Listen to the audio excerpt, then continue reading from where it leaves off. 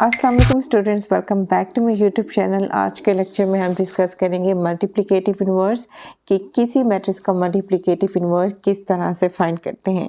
अगर हमारे पास दो मैट्रिसेस गिवन हैं, सपोज ए एंड बी, और हमने ये प्रूव करना है कि वो एक दूसरे के मल्टीप्लिकेटिव इन्वर्स हैं, तो हम उन दोनों को मल्टीप्लाई करते हैं और आंसर क्या आना चाहिए? आइडेंटिटी आना चाहिए। इसी तरह से बी ए अगर फाइंड करें तब भी आंसर क्या आना चाहिए? आइडेंटिटी आना चाहिए। तब वो दो मैट्रिसेस एक दूसरे के मल्टीप्लिकेटिव इन्वर्स होते हैं। अगर आंसर आइडेंटिटी मैट्रिक्स नहीं आता तब वो मैट्रिसेस एक दूसरे के मल्टीप्लिकेटिव इन्वर्स नहीं हैं। इसी तरह से अगर कोई एक मैट्रिक्स गिवन है, सपोज ए बी सी या डी, और उनका हमने मल्टीप्लिकेटिव इन्वर्स फाइंड करना है, तब मल्टीप्लिकेटिव इन्वर्स क्या होगा? उनका इन्वर्स ही होगा। सपोज मैट्रिक्स ए है और इसका मल्टीप्लिकेटिव इन्वर्स फाइंड करना है, तो इसका मल्टीप्लिकेटिव इन्वर्स क्या होगा? ए इन्वर्स ही होगा, क्योंकि जब हम ए को ए इन्वर्स से मल्टीप्लाई करेंगे तो आंसर क्या आएगा? आइडेंटिटी आएगा। इसी तरह से अगर कोई मैट्रिक्स बी है और उसका मल्टीप्लिकेटिव इन्वर्स फाइंड करना है, तो वो क्या होगा? बी इन्वर्स ही होगा, क्योंकि जब हम बी को बी इन्वर्स के साथ मल्टीप्लाई करेंगे तो आंसर क्या आएगा? आइडेंटिटी आएगा। और बी को किसी और मैट्रिक्स से मल्टीप्लाई करने से आंसर कभी भी आइडेंटिटी मैट्रिक्स नहीं आएगा। इसी तरह से अगर बी इन्वर्स को पहले लिखें और बी को बाद में लिखें और मल्टीप्लाई करें, तब भी आंसर क्या आएगा? आइडेंटिटी आएगा। इट्स मीन कि ये जो दोनों हैं एक दूसरे के मल्टीप्लिकेटिव इन्वर्स हैं। बी मल्टीप्लिकेटिव इन्वर्स है बी इन्वर्स का, और बी इन्वर्स मल्टीप्लिकेटिव इन्वर्स है बी का। अब इस क्वेश्चन में हमने मल्टीप्लिकेटिव इन्वर्स फाइंड करना है A B C and D का। इट्स मीन के हमने ए इन्वर्स फाइंड करना है, बी इन्वर्स फाइंड करना है, सी इन्वर्स फाइंड करना है और डी इन्वर्स फाइंड करना है, क्योंकि इन्हीं को ही हम जब इनसे मल्टीप्लाई करेंगे तो आंसर क्या आएगा? आइडेंटिटी मैट्रिक्स आएगा। अदरवाइज आइडेंटिटी मैट्रिक्स कभी नहीं आ सकता। और यहाँ पे क्वेश्चन में मेंशन है कि find the multiplicative inverse of each if it exist. अगर एग्जिस्ट करता है तो आपने मल्टीप्लिकेटिव इन्वर्स फाइंड करना है, अगर एग्जिस्ट नहीं करता तो मल्टीप्लिकेटिव इन्वर्स फाइंड नहीं कर सकते। इसका क्या मतलब है? इसका मतलब ये है कि कुछ मैट्रिसेस ऐसी होती हैं जब हम उनका डिटर्मिनेंट फाइंड करते हैं तो आंसर क्या आता है? ज़ीरो आता है, यानी कि वो सिंगुलर मैट्रिक्स होती हैं। सिंगुलर मैट्रिक्स का इन्वर्स एग्जिस्ट नहीं करता, तो ऐसी मैट्रिक्स का हम इन्वर्स फाइंड नहीं कर सकते।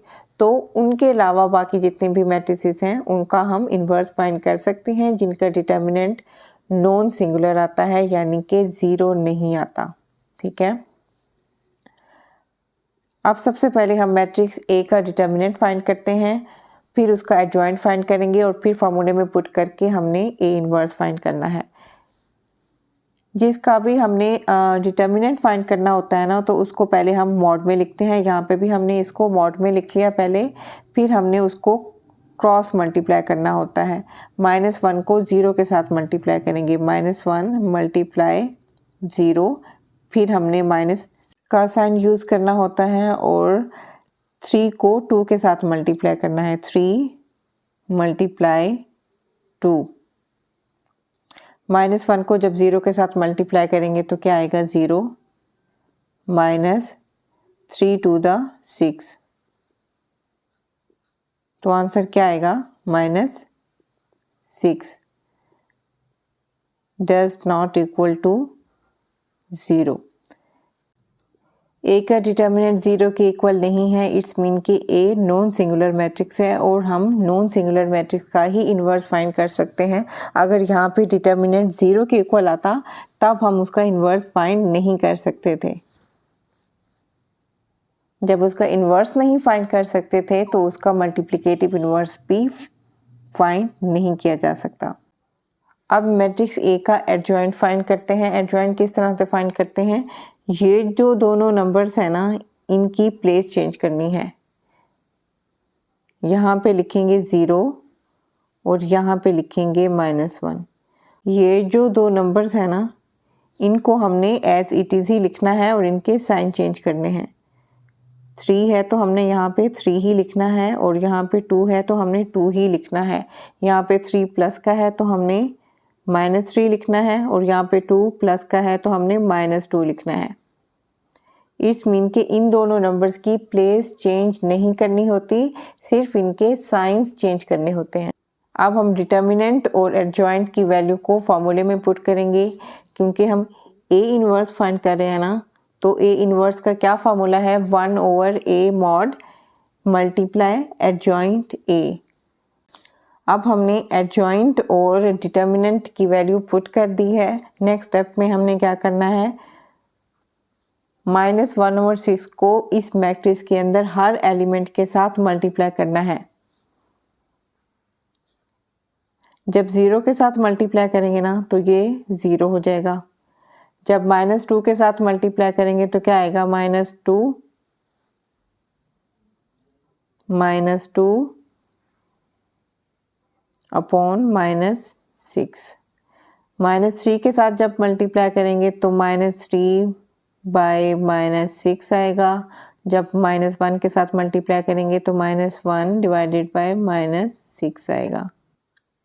0 -2 डिवाइडेड बाय -6, दोनों के साथ माइनस है तो माइनस क्या हो जाएगा, कैंसिल हो जाएगा। यहाँ पे 2 1 द 2, 2 3 द 6 आ जाएगा। -3 डिवाइडेड बाय -6, दोनों के साथ माइनस है तो यहाँ पे भी माइनस क्या हो जाएगा, कैंसिल हो जाएगा। 3 1 द 3 करेंगे और 3 2 द 6 करेंगे तो यहाँ पे क्या आ जाएगा, 1/2। इसी तरह से यहाँ पे 1/6। तो यहाँ पे हमने इन्वर्स क्या फाइंड किया है, 0 1/3 1/2 1/6। और ये जो इन्वर्स है वो क्या है, मल्टीप्लिकेटिव इन्वर्स है किसका, मैट्रिक्स ए का। A inverse is multiplicative inverse of matrix A. ठीक है, तो आपने इस तरह से आंसर लिखना है। अब हम जो इसका डी है ना मैट्रिक्स, इसका हम फाइंड करते हैं मल्टीप्लिकेटिव इन्वर्स यानी कि डी इन्वर्स। तो सबसे पहले हम क्या करेंगे, इसका डिटर्मिनेंट फाइंड करेंगे। डिटर्मिनेंट के लिए हमने इसको मॉड में लिख लिया पहले और इसको इसके साथ मल्टीप्लाई करेंगे, 1/2 मल्टीप्लाई 2। फिर हमने यहाँ पे माइनस लगाना है और इसको इसके साथ मल्टीप्लाई करना है, 3/4 मल्टीप्लाई 1। अब इसको सिंप्लीफाई करते हैं, ये 2 इसके साथ क्या हो जाएगा, कैंसिल हो जाएगा। यहाँ पे क्या आ जाएगा, 1 -1 जब 3 के साथ मल्टीप्लाई होगा तो 3 ही आएगा, 3/4 ही आएगा यहाँ पे। अब इसका एलसीएम ले लेंगे, एलसीएम क्या आएगा, 4 और यहाँ पे क्या आएगा, 4 -3। अब एलसीएम किस तरह से लेते हैं, जिन स्टूडेंट्स को अभी भी प्रॉब्लम है, उनको एलसीएम लेना ठीक से नहीं आता, तो ऊपर आई बटन में लिंक है उस वीडियो का जिसमें मैंने एलसीएम को डिटेल से एक्सप्लेन किया है। जिन स्टूडेंट्स को एलसीएम लेने में प्रॉब्लम है तो वो उस वीडियो को देख सकते हैं और समझ सकते हैं। 4 - 3 = 1 डिवाइडेड बाय 4। इसका डिटर्मिनेंट क्या है, 1/4 है। अब हम मैट्रिक्स डी का एडजॉइंट फाइंड करते हैं। सेम उसी मेथड से इन दोनों की हमने प्लेस चेंज करनी है। यहाँ पे 2 लिखेंगे, 1/2 यहाँ पे लिखेंगे। यहाँ पे 3/4 है तो हम 3/4 ही लिखेंगे और यहाँ पे 1 है तो हम 1 ही लिखेंगे, सिर्फ इनके साइन चेंज करने हैं। प्लस में है तो हमने दोनों को माइनस में कर दिया। अब फार्मूले में पुट करना है। अब यहाँ पे हमने डी इन्वर्स का फार्मूला लिखा क्योंकि हम मैट्रिक्स डी का इन्वर्स फाइंड कर रहे हैं। बहुत से स्टूडेंट्स को यहाँ पे प्रॉब्लम होती है कि वो यहाँ फार्मूले में क्या लिखते हैं, ए इन्वर्स ही लिखते हैं, क्योंकि उन्होंने जो पढ़ा होता है फार्मूला उसमें क्या है, ए का इन्वर्स है। ऐसा नहीं करना। अगर आप मैट्रिक्स बी को सोल्व कर रहे हैं तो आपने बी इन्वर्स लिखना है यहाँ पे, और अगर आप मैट्रिक्स सी और डी को सोल्व कर रहे हैं तो आपने हर जगह पे डी ही लिखना है। अब यहाँ पे हमने डिटर्मिनेंट और एडजॉइंट की वैल्यूज़ को पुट कर लिया है। अब इसको सिंप्लीफाई करते हैं। अब यहाँ पे देखें फ्रैक्शन ओवर फ्रैक्शन है। पहले इसको समझते हैं कि किस तरह से सिंप्लीफाई कर सकते हैं। 1 डिवाइडेड बाय 1/4 है। अगर इस तरह की कोई भी फ्रैक्शन है तो हम उसको 1 मल्टीप्लाई 4/1 लिखेंगे, यानी कि यहाँ पे 1/4 है ना, इसको जब हम ऊपर शिफ्ट करेंगे तो 4/1 होगा, और जब इसको सिंप्लीफाई करेंगे 4 1 के साथ मल्टीप्लाई होगा, 4 1 ज़ा 4 डिवाइडेड बाय 1, तो हम इसको 4 लिख सकते हैं। तो यहाँ पे हम क्या लिख सकते हैं, 4। इट्स मीन कि हम इस मैट्रिक्स के हर एलिमेंट को 4 के साथ मल्टीप्लाई करेंगे। 2 मल्टीप्लाई 4 -1 मल्टीप्लाई 4 -3/4 मल्टीप्लाई 4 1/2 मल्टीप्लाई 4। अब इसको सिंप्लीफाई करते हैं। 2 4 ज़ा 8, -1 को जब 4 के साथ मल्टीप्लाई करेंगे तो -4 आएगा, और ये वाला 4 इसके साथ क्या हो जाएगा, कैंसिल हो जाएगा। यहाँ पे क्या आ जाएगा, -3, 2 1 ज़ा 2, 2 2 ज़ा 4, तो यहाँ पे क्या आ जाएगा, 2।